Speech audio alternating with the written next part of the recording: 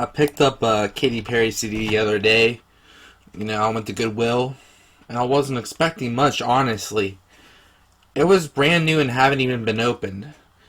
So, I was like, huh.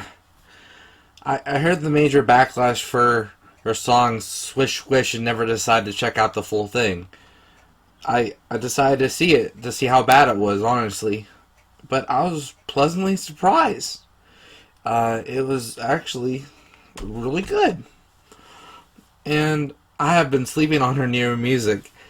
I found a diamond in the rough since I still listen to CDs and popped it on my way home. It has some really good music, and I'll be happy to review the full album if someone requested it, but one song really stuck with me, Katy Perry's Chained to the Rhythm. It's one of Katy's biggest hits a few years back, and I never checked into it. I was a fan of Katy Perry, but stopped listening after the one that got away. I heard her biggest hits on the radio and stopped listening to her in the radio, but I've actually heard this song around. The first thing that hit me was it sounded happy. Even the music video seems happy if you check it out yourself, but as the lyrics went along, I started noticing very clever metaphors to sneak past radio DJs that just want happy songs. The song's about Katy wanting more out of life, even though she's supposed to be happy since she's rich and famous. I say it all the time, fame and fortune doesn't make you happy unless you have a good mental health. And you're happy where you are, and you don't want more. Remind me to review I Took a Pill in Ibiza by Mike Posner because it really plays with a similar idea. I remember people in the comments of the song saying that this was a sad song and no one knows about it. The one with Mike Posner's I Took a Pill in Ibiza. But that song's no comparison to Katy Perry's song because when I heard the song with loose ears, it sounded happy with the music. And I didn't pay attention to the lyrics. It's one of those songs that played on the store radio and you don't pay attention to it. While Mike's remix music sounded empty, Katy hides the message with a sound of happy sounding music that is meant to be sarcastic. Or just hide a deep message. I knew I had to review this right away with my obsession with happy sounding but sad songs. Katy was a lot sneakier. Let's start with the first verse and I'll explain why. Are we crazy? Living our lives through a lens. Living your life through a lens. A camera lens. Because they're famous. Yeah, that's awesome. Trapped in our white picket fence, like ornaments. So comfortable, we're living in a bubble. So comfortable, we cannot see the trouble. So, I think Katy's saying we're not looking at the big picture. Celebrities aren't looking at the big picture. They're just, focus on that goal. When someone has a stethoscope to they're focusing on one thing. So, I believe that's what she's saying.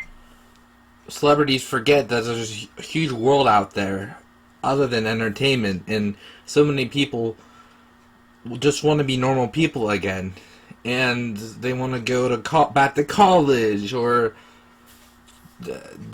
open a dress shop, whatever, but they're stuck creating music because they're famous and that's what everyone wants them to do, and it's hard to get out of the music industry. It's hard to get into it and it's hard to get out of it. Also, Katy describes the pain of being famous, not being able to leave your own home to enjoy your success. Ornaments are meant to be looked at for decoration, then everyone puts them away after Christmas. Meaning, after the public gets sick of looking at you, and, sick of you being famous, they leave you. And that cannot develop any type of friendship. You know, they're around your house so long, but they don't want to be your friend. You see this all the time, you know. Someone wants to be your friend because you're famous and you're successful, and when you're not anymore, some of them leave, you know. Well, now I'm gonna hang out with the new big star, you know. That's it creates such a toxic environment trying to create friends, especially because people treat you like a celebrity and not an actual person. I believe that Katy Perry is describing the bubble as other famous musicians and entertainers that they are forced to associate with because of their fame, and also because of the risk of anyone else treating her like the artist and not the person, you know. Oh my god, it's Katy Perry! Thus, she must live in a bubble.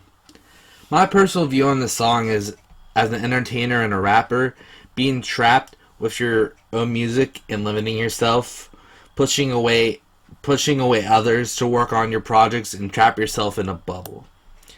And that could play a part with Katy's saying too. Aren't you lonely? Up there in Utopia. I see Katy saying that to another entertainer that's famous. Aren't you lonely? Like, she's relating to another celebrity. You know, aren't you lonely? Yeah, I am.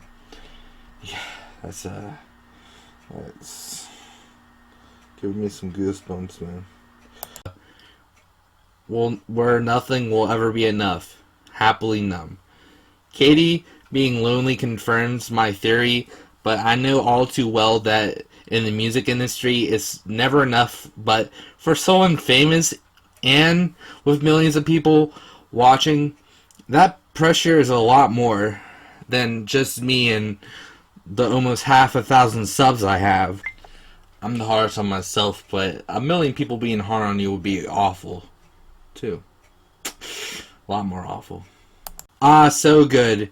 Your rose-colored glasses on and party on. Woo. You hear it all the time. People get jealous of rich and successful people and devalue their pain and say, they have all that money, they gotta be happy.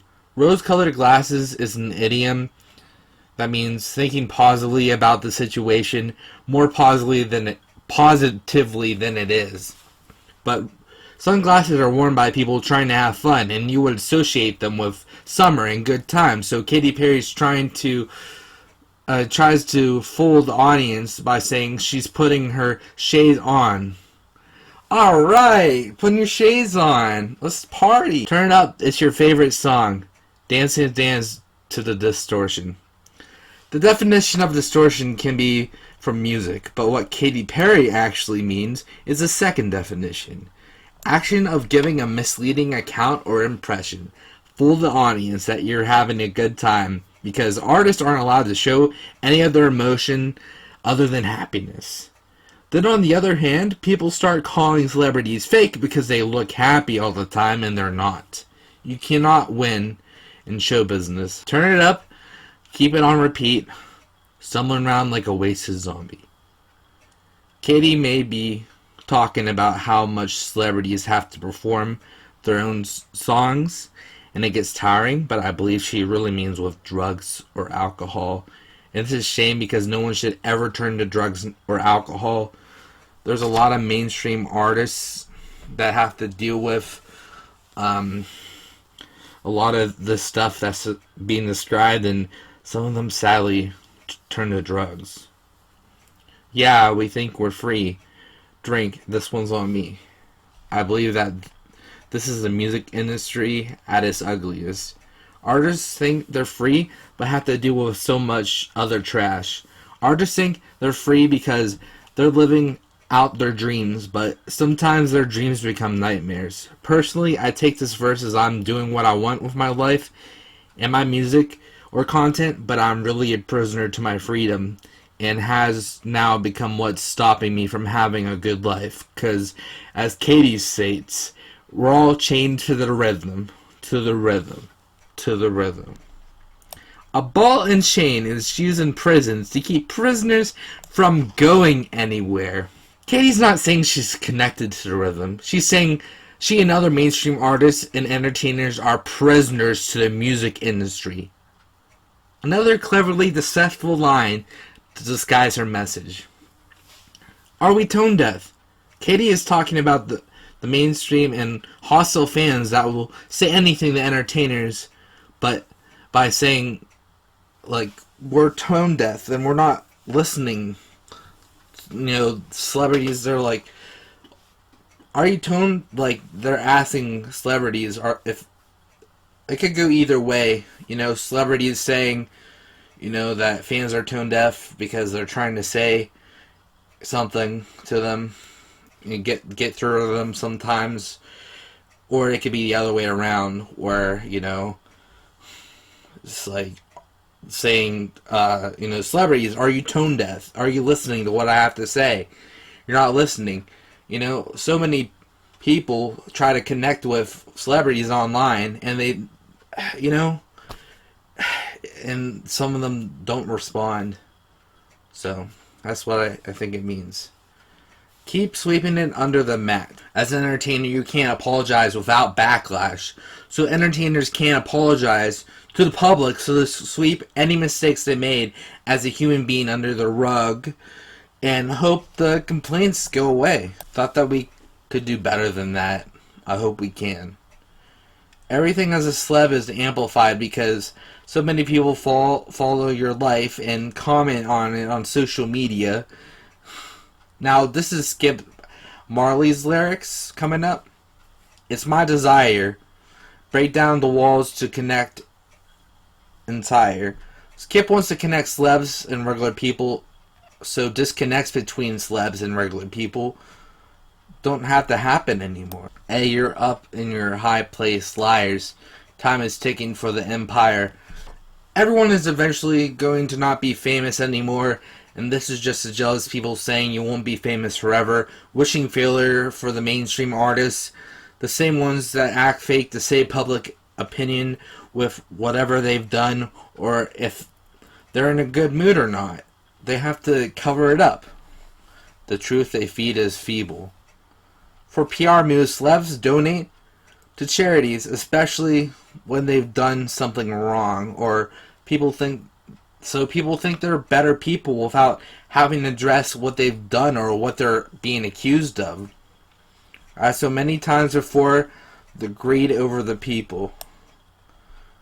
I see this as even if famous celebs keep giving to charity, and usually a lot of money, noted, it's not enough for some outraged fans that still think they could have gave more just because they have a lot more money than them. The truth is, you never know when these celebs are going to be out of the spotlight, and not being able to make nearly as much as they did before will be a huge hit on their salary. When they were popular, you know, when they're booming, they get a lot more money, but when they're not popular anymore, they're not going to get as much money. That's why celebs should focus on saving money like everyone else, because that's only human. They stumbling and fumbling, and we're about to riot. They woke up the lions. Woo. Just saying, Skip and Katy wouldn't have made a song like this if there wasn't a problem. That is also a play on Katy Perry's song Roar, which she says she's lying and you're gonna hear her roar. In other words, the beasts are coming out of them, celebs. Another way to look at this is Skip saying one day celebs are gonna rebel against the rest of the media world, and the media isn't gonna like it. Katy Perry and Skip bravely speak about problems in the entertainment industry, and hey, looking back, the lyrics really do spell it out to the listeners. But for pop music, that isn't gonna happen. People are gonna listen to this full blast, when they're partying or in the store, and ignore what these artists say because it has a catchy beat, catchy music. To my surprise, a lot of people did know the deep meaning. I looked at the comments of the music video. I'm gonna leave here before I go on and on and on, chained to the rhythm. Like if you enjoyed, subscribe if you're new, and I'll see you when you watch me again, metaphorically. I don't know why people are saying Katy Perry has fallen off. This is her best music. 10 out of 10. If you want to check out the original song, link in the description. Go give Katy Perry a sub. Give her a like. Yo, Kid Lenny did the dope thumbnail. He raps and he's also a beat maker. Link in the description. Please go sub to him. Appreciate you. Appreciate it, bro.